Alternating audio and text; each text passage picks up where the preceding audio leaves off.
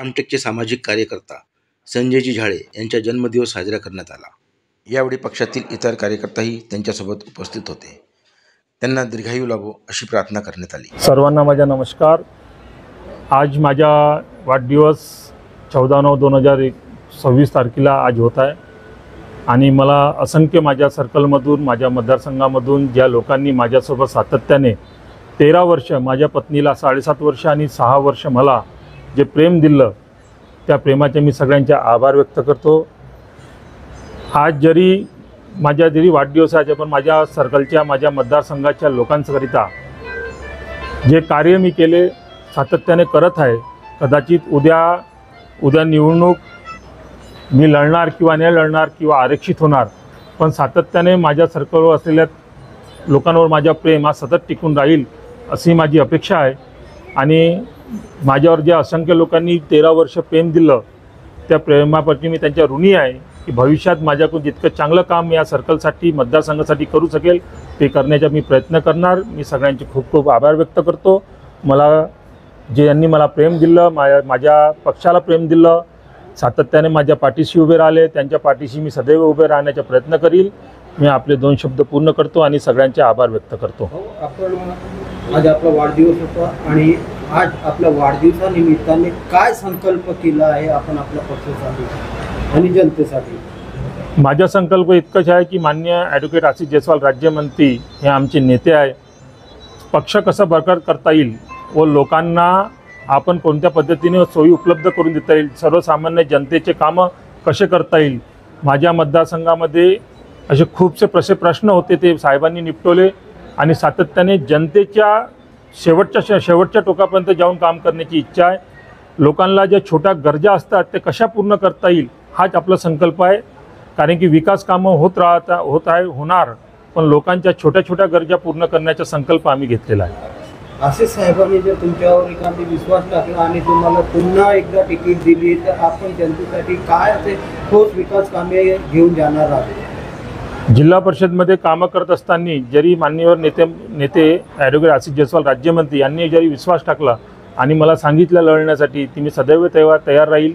त्यांच्या शब्द आपल्यासाठी एक रेषा आहे, ते आपण त्यांना मान्य करून आणि समोर विकासाच्या पर्व कसा निर्माण करता येईल आणि विशेष म्हणजे विकासपेक्षा सगळं कार्यकर्त्यांना सोबत कसं घेऊन चालता येईल हाच आपला संकल्प आहे। आणि विकासाबद्दल बोलण्यासाठी आमच्याकडे खूप काही, आता माझ्याकडे मोठे प्रोजेक्ट आमच्याकडे येणार आहेत, त्याबद्दल विकासच आहे। पण माझा संकल्प एकच आहे की सबका साथ सबका विकास, सगळ्यांना सोबत घेऊन चालणं हा माझा विकास आहे। आज कांद्रे सर्कलमध्ये अनेक समस्या आहेत, त्या समस्याने आपण त्याचे निराकरण कोणत्या पद्धतीने करणार आहात आणि कसे करणार आहात आणि जनतेला काय आव्हान करणार आहात त्या प्रसंगी? आपण माझ्या 7.5 वर्ष माझी पत्नी आणि 6.5 वर्ष माझे, म्हणजे एकूण 13-13.5 वर्ष मी काम करत आहो। छोट्या गरजा आम्ही पूर्ण केलेल्या आहे आणि समोरमध्ये पूर्ण आणखी पैसे मंजूर आहे, कामं विकास सुरू आहे। पांधन रस्ते माझ्या सर्कलमध्ये सगळ्यात जास्त झालेले आहे, रस्ते झालेले आहे मंजूर, रस्ते कामंसुद्धा सुरू आहे आणि काही कामं रेंगाळलेले आहेत, ते पूर्ण करायचे आहे। जास्तीत जास्त माझा भर आरोग्य आणि शिक्षणावर राहतो, कारण की आरोग्य आणि शिक्षण हा नेहमी एक पाया असतो। याला कसं बळकट करता येईल आणि जिल्हा परिषदेच्या माध्यमातून सगळ्यात जास्त निधी कसं खेचता येईल हा सुद्धा एक विषय असतो। आता आम्ही माझ्या सर्कलमध्ये जलजीवन मिशनचे कामंसुद्धा आमचे खूप रेंगाळलेले आहेत, आर्थिक पैशामुळे ते कसे पूर्ण करता येईल। विकासामध्ये जितके जास्त काम करून घेण्याचा प्रयत्न आपला राहील तितका आपण करणार आहोत। कृषी खातं आहे, शेतकऱ्यांसाठी काय तुमच्या योजना आलेल्या आहेत तुमच्या परिसरात आणि शेतकऱ्यांसाठी काय पद्धतीने तुम्ही काम करणार? आता आम्ही साहेबांच्या संकल्पनेतून देच्या फ्रीमध्ये देत आहोत। जे आता इतका कृषी मेळावा आपल्याला माहितीच असेल झालेला आहे, त्याच्यामध्ये श्री रविशंकर महाराज आले। बावनकुळे साहेबांनी सुद्धा सांगितलं की साहेबांच्या कामाबद्दल बावनकुळे साहेबसुद्धा बोलले। पण याच्या पलीकडे जाऊन आमचं एकच लक्ष आहे की धान बोनस हा सातत्याने सुरू असला पाहिजे। सोयाबीन या असलेला त्याच्या प्रादुर्भावावर आपण कसं आपल्या शेतकऱ्यांना वाचवता येईल। माझ्या सर्कलमध्ये एक खूप मोठा समस्या होती, आमच्या किन्सी पेच वेदर कॅनल जो शेतकऱ्यांसाठी महत्त्वाचा आहे, साहेबांनी 200 कोटी रुपये करून मंजूर केलेला आहे, त्याला कसं पूर्ण करता येईल की जेणेकरून पुढच्या वेळी किन्सीच्या पलीकडे लोकांना शेतीसाठी पाणी मिळेल। ह्या अशा कित्येक योजना आहेत ज्या कुठे ना कुठे रेगाळलेल्या आहेत, ते पूर्ण करण्याच्या ध्येय आम्ही समोर जाऊन शेतकऱ्यांना मदत करण्याचा प्रयत्न करू. आपल्या प्रभागाच्या जे मतदाते आहेत त्यांना तुम्ही याविषयी काय आव्हान द्याल? माझ्या भागातील मतदारसंघांना मी माझ्या एकच आव्हान राहील की आपण 21व्या सदीमध्ये आलेलो, आपण प्रगतशील देशाकडे प्रगतशील वाटचाल करत आहोत. आपण सुद्धा त्या प्रगतशील वाटचालामध्ये सहभाग झाला पाहिजे. गावामध्ये एक चांगली नैसर्गिक शेती करायला पाहिजे, ऑर्गॅनिक शेतीवर आपलं भर असलं पाहिजे, दूध उत्पादनावर वाढवलं पाहिजे. शेतकऱ्यांमध्ये पैशाची कशी चालना वाढेल आणि पैशाच्या रूपांतर ते आपल्या रोजगाराच्या माध्यमातून परिवारापर्यंत कसे नेऊ शकते, ह्या शेतकऱ्यांसाठी करणार आहे. आणि माझ्या मतदारसंघ जनतेला एक चांगलं आरोग्य लक्ष देण्यासाठी मी त्यांच्याकडे लक्ष देण्यासाठी आव्हान करणार आहे. मी अनिल कोल्हे, माजी सभापती कृषी उत्पन्न बाजार समिती रामटेक, तसेच नागपूर जिल्हा भाजपचा सचिव. संजय भाऊ झाडे एक अतिशय कार्यक्षम व्यक्तिमत्व म्हणून आमच्या परिसरामध्ये परिचित आहेत. हा जो सुवर्णयोग मला मिळाला त्याबद्दल मी परमेश्वराचे आभार मानतो की या चांगल्या प्रसंगाला मला उपस्थित राहण्याचे सौजन्य मिळालं. एक विचाराची सुसंस्कृतपणा आणि प्रामाणिकपणा जपण्याचं काम संजयजी झाडे यांनी त्यांच्या राजकीय जीवनामध्ये केलं. हे जपत असताना सर्वसामान्य मतदारांचं, गोरगरिबांचं कल्याण कसं साधता येईल याकडे त्यांनी प्रामुख्याने त्यांचा कटाक्ष होता. आम्ही सर्व माननीय राज्यमंत्री आशिष बाबू जयस्वाल यांच्या नेतृत्वामध्ये काम करणारे आम्ही कार्यकर्ते आहोत.